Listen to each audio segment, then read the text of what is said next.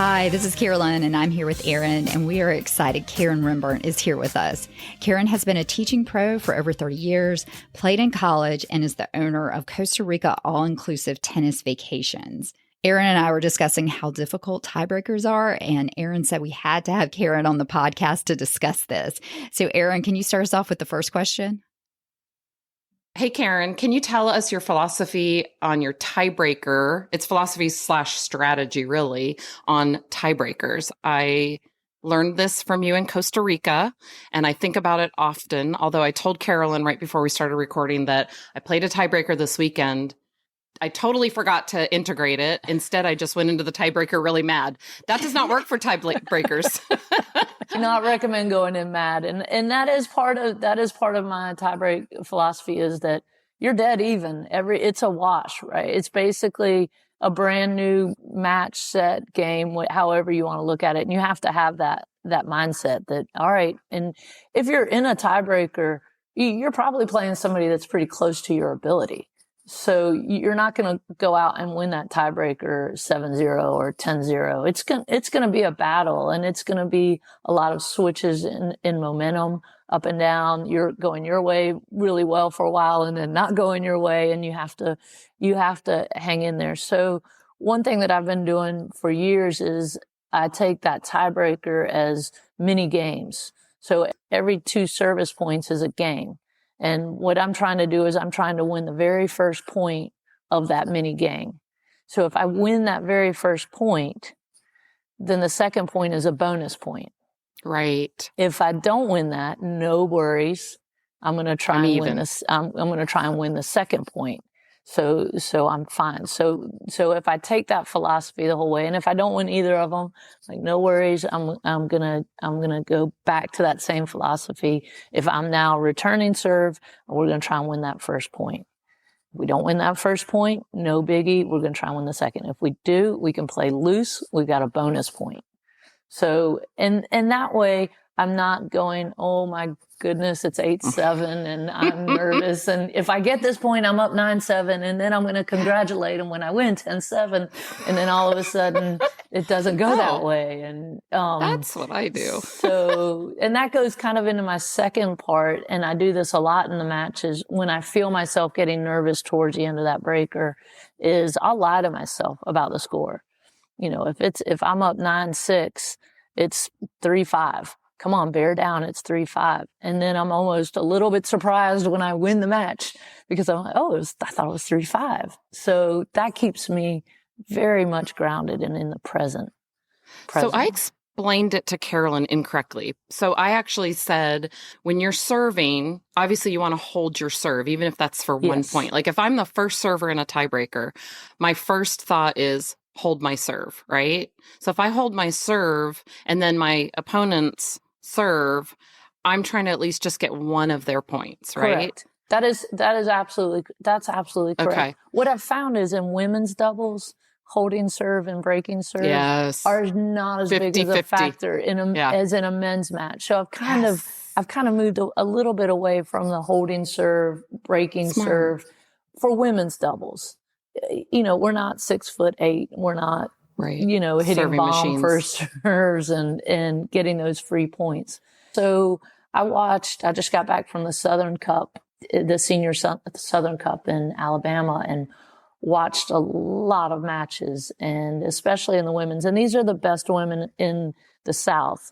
And some of them are the best women in the nation, and some of them have even won world. So we're talking about the highest caliber ladies tennis, and the holding of the serve is not as big of a factor. Yeah. Even in pro matches, there was one, I just told someone this the other day, they each got broken 10 times in the match.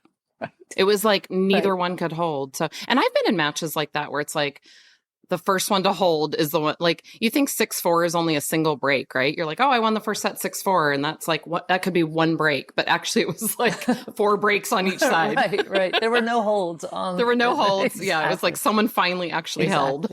And I think that's a factor of the ground strokes being better and us not working on the volleys enough. Yes. Right? We're going to talk about volleys. Yeah. I know. That's a whole conversation. So you are actually 100% correct. In the men's double, it's hold your serve and then try and get one of the two return points. And I said that to Carolyn, like I said before we started recording. So I said, if I hold and then my opponent serve, I try to get one of theirs. And if I get one of theirs, then it's a bonus, right? Then I'm like, I'm ahead. Right. And then you just try to hold serve. And then I said to her, and then you just have to break their serve basically twice if you want to win. I mean, it would be nice to win easier than 10-8 or 7-5 or whatever, right? You don't want to play, 12 to 19 but the points or whatever. reality is that's going to happen. Yeah. A lot. But then I said that to her and she was like, wait, what? I said, you only have to break them twice and you have to hold serve every time. And she was like, I was like, wait, does the math add up? Is what I was thinking and even with Isn't it just one break if you're serving first? Well, but you have to win by two. Well, that's true. If you serve first, you're right. It's only because that's what I was saying. I was like, but Karen, you're saying with women's, it's not the hold that when we go in, we need to think each 2 points is as, a game. Okay, I want to win one of these. If I win the next, it's extra. Correct. No matter if I'm serving, no matter if I'm receiving. And I think that helps keep you from going into a mental slide too, right? And if I turn to my partner and I say, okay, let's get the first one right here. Instead of, I'm not thinking about that easy forehand volley you just put in the net. I'm thinking about because that's going to happen multiple times. Correct. Don't think about it that time because that's going to happen again. Correct. Exactly. Well, I have a question then, because I'm thinking about, I never think about it this way. Instead, I normally go to a bad place. Yes, she does. When I'm down, I'm down 9-2. I'm just going to hit it as hard as I can until, I usually say, I can't believe I'm in a tiebreaker, the whole tiebreaker. Right. We shouldn't even be here. We should be at the bar. Why am I here? Yes. Why am I in this? I should have won this when I was up 5-2. We have this saying, and it's anything can happen. Your opponent can get tight. They're up big. I saw it. We had a lady in the 65s. She was probably number 2 in the nation, playing the number 1 girl in the nation. And she was up 6-3 in the breaker and she got tight. And the other girl didn't go away. She hung tough. The girl that was ahead 6-3 had a double fault. And when I see that, I'm like, all right, that's tight. She hadn't double faulted all match, and she just double faulted at one of the most important, if not the most important point of the match. She's feeling the nerves. So as long as I'm not going away. I'm still here. We say anything can happen. And that's the great thing about tennis is you have those comebacks and you have those matches that you shouldn't win. But if you go away mentally, it's probably not going to happen. You're probably going to fall short of your goals. Yeah. I do have just one quick question. I may not even include this in the podcast, but Karen, when we as women, okay, for the women's game where you're just supposed to try to win 1 point, take them at 2 points at a time for the tie break is how you should think about it. Like, I want to win 1 point, then the extra point. How do you then also keep track of score?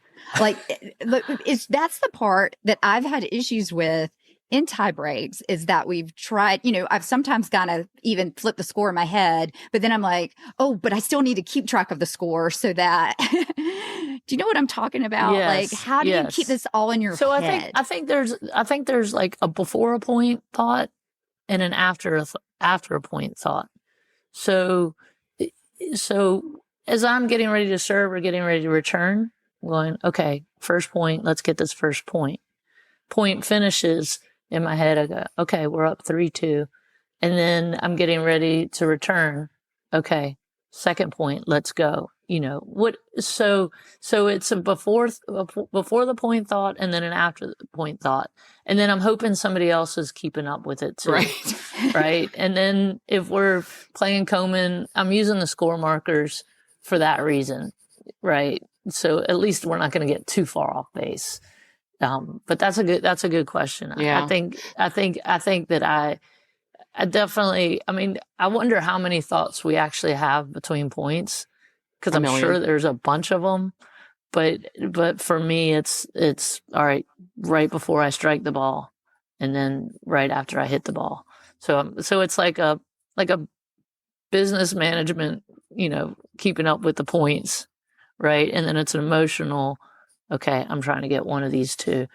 So I'm present and not going, why am I in this tiebreaker? Look at that girl. Aaron, Aaron. No, I think that's a good question too, because I've actually done just what you were saying. And when someone was serving, I would think, oh, if I get their point, if I get this point, then I'm at this score. And then maybe I haven't. And so then sometimes I'll get the score wrong because I made an assumption that was going to happen before it actually happened. Right. Yeah. That is dangerous.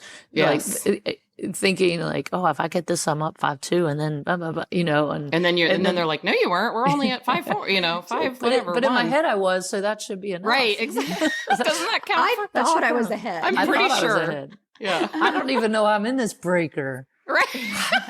I already won the breaker in my mind. In my mind. Exactly. Thanks to Karen for coming on the podcast. We have another episode with Karen where she gives us mental tips for tiebreakers, which I definitely need, and also a few pieces of advice for levels 2.5 to 4.0. We've included more information about her camp in our show notes. Thanks so much for listening and hope to see you on the courts soon.